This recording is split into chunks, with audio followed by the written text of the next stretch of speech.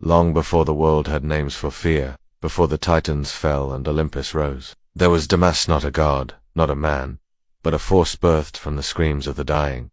He was no champion, no protector, he was the raw scream behind every nightmare. The eyes that watched from the dark. He wasn't worshipped, he was endured. Even the gods of Olympus avoided speaking his name aloud. Only one called him son, Ares, the blood-drunk god of war. But even Ares, for all his fury, could not control what he'd spawned. Because Deimos wasn't he born like other gods, he was born in war, at the peak of the most brutal battle in history. Carved from the agony of 10,000 men as they died, choking on their own blood. Deimos had a brother Phobos, god of panic and battlefield chaos together. They were a plague upon armies, but Phobos desired power.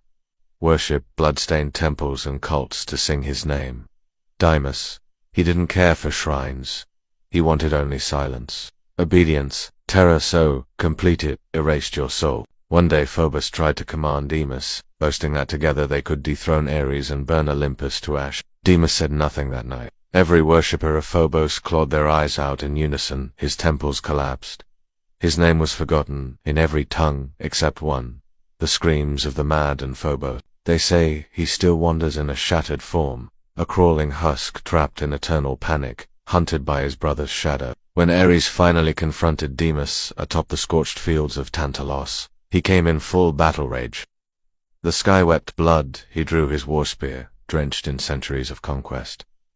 But Deimos stood still. No weapon, no armor, just a black crown made of regret and teeth. Ares charged, and in a single breath, Deimos showed him every death he had ever caused, from the first boy Ares skewered as a child, to the final breath of every city he ever burned.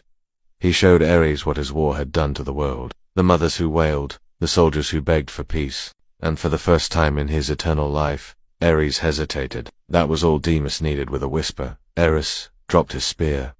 With a gaze, Ares fell to his knees. With a touch, Ares forgot his own name. Deimos did not take the throne of war. He doesn't want power, he doesn't need it. He waits below in the cracks between thoughts, in the cold sweat at midnight. In the silence between heartbeats. He is the truth, the gods fear, the end that cannot be fought, the dark that does not blink. And when your final breath comes, it won't be Hades who takes your hand. It will be Deimos, and he won't say a word.